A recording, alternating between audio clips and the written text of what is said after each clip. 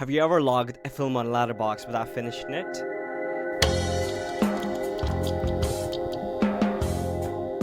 To close off January, the 29th of January, that was actually, as a matter of fact, my birthday, and for my birthdays, I do like to watch my favorites.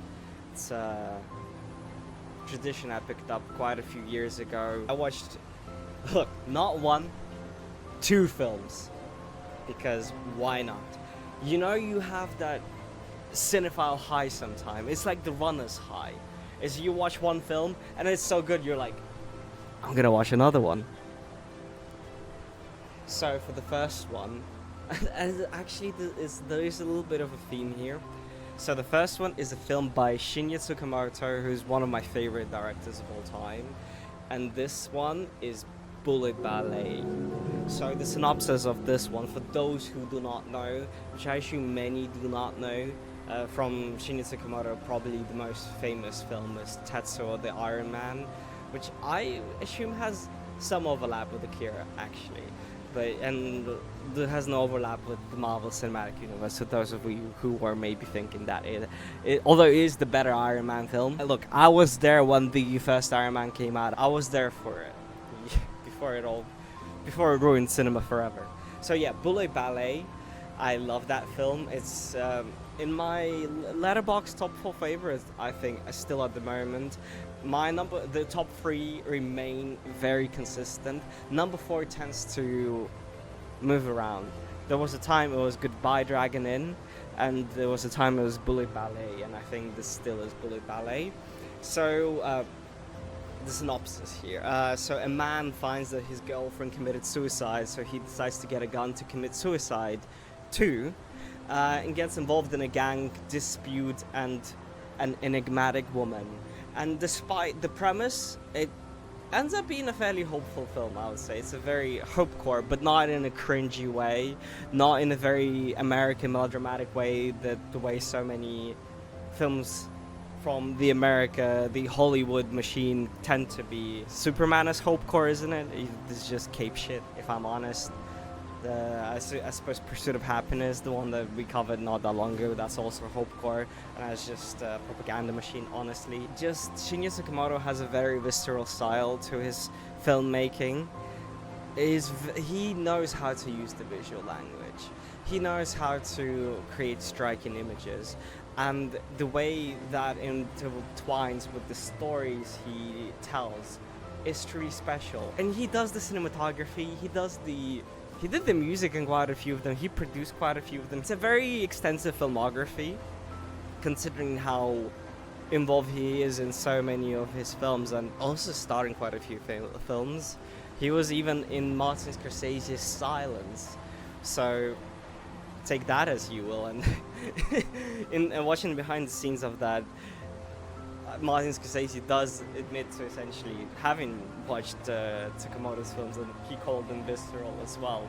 So he liked them enough to cast them in his films. So for a good reason, because he is really good. He is very committed. He's not afraid of taking the extreme and being behind the camera and in front of the camera, given so many of his films do go into that extreme. And this one, I just don't want to say too much, and I feel like everyone will have their own reaction to Shinya Tsukamoto's work, and for some it might be too graphic.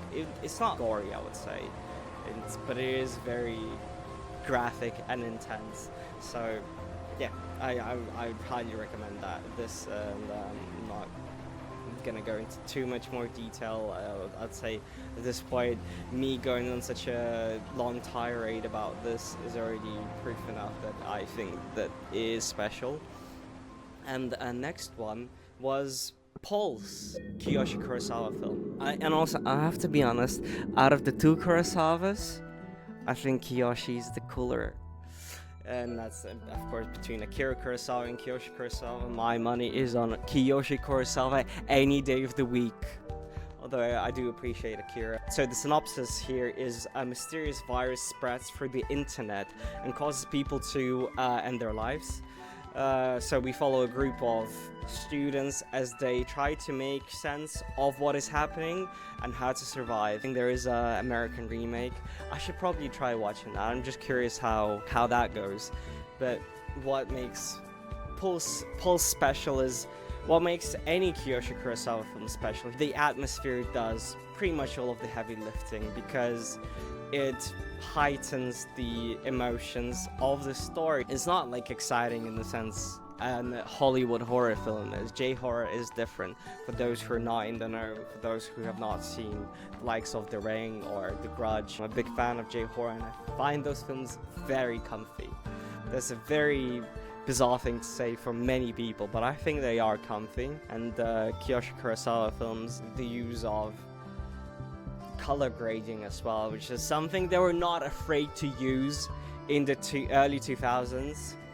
They were not afraid to use that. Watch Gore Verbinski's The Ring. That has color. That is color coded. That film has an atmosphere. That film has a presence of its own. It has character through its color. As you can't say that about most digital films now. Actually, let me go Gore Verbinski The Ring mode right now. Much better. Now this is what I'm talking about here. Yeah, I like this. Now this I like. Should the rest of this be like this? I don't know.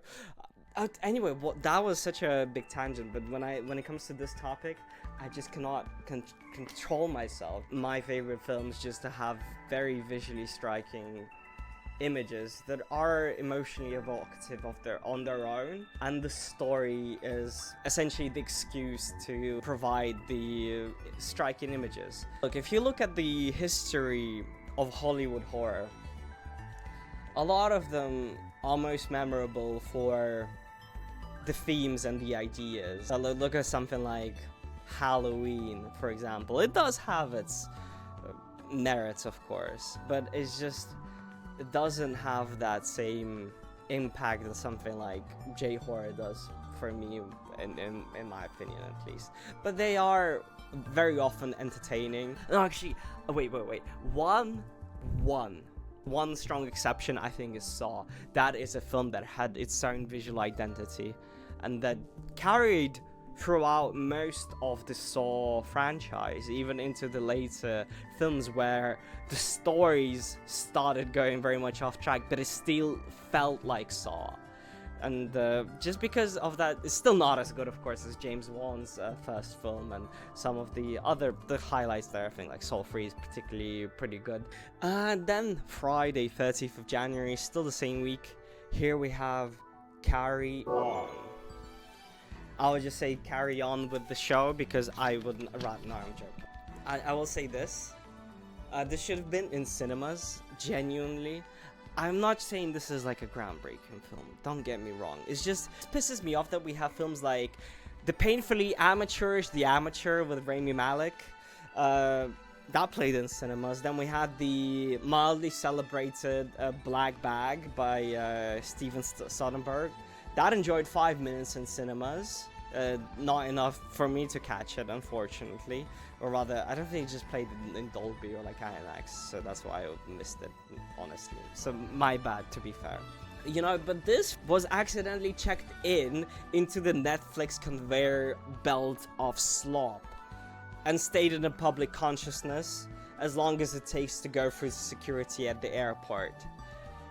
Which is sometimes kind of like long, but you want to forget about it, and it just doesn't stay in your conscience too much.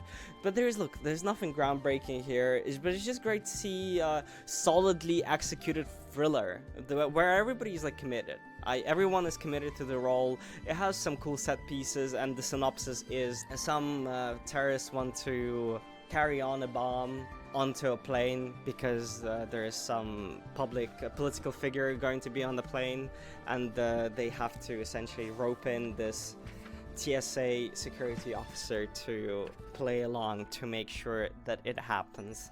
But as you can imagine, things do not go as planned. Also, it's a Christmas film. It's a film about family.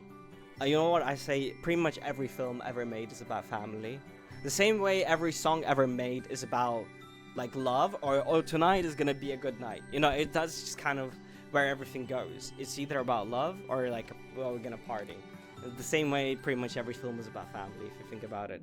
Talking about family, on Saturday the 31st of January, another one of my favorites actually, this was Goodbye Dragon Inn.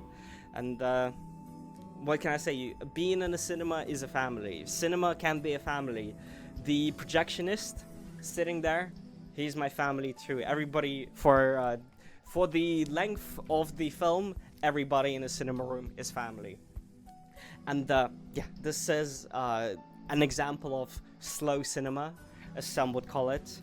And so I actually, the term slow cinema, I'm not sure I'm a fan of it. I think whenever people use this, it's either to be pretentious in many cases, or as a little bit of a dig at a film.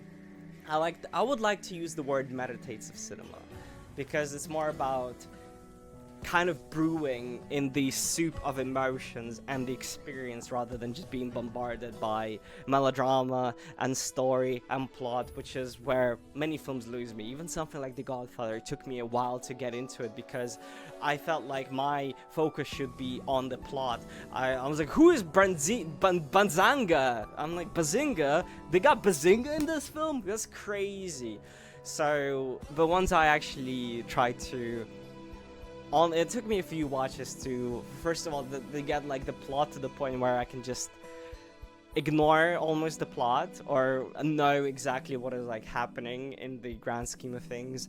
Probably comments on my film comprehension ability, I don't know, because I'm just more about vibes, I'll be honest. There are exceptions, of course. And Goodbye Dragon Inn is vibes as hell, and it tells its story through little things instead of the big things and dialogue. So in a sense, the synopsis of this film, which synopsis is a very loose word for this, I'd say it documents the last night of cinema before closing. That's about as much as I can say without going depth about what happens in the film, which I think would be a detriment, because it's not so much about what happens, but how it is conveyed and told. And yeah, Tsai Ming Liang, I like him. Taiwanese New Wave, hell yeah. And I think have I watched much from him? No, I don't think I have. The few things I have were very interesting, and I have a lot of his films on my watch list. Well, I want to watch everything from him. Sorry, by the way, I have to say this has been very long, despite only a few films being watched this week, but they were all bangers. That is why I just need to go on so many tangents just to get across everything I want to say.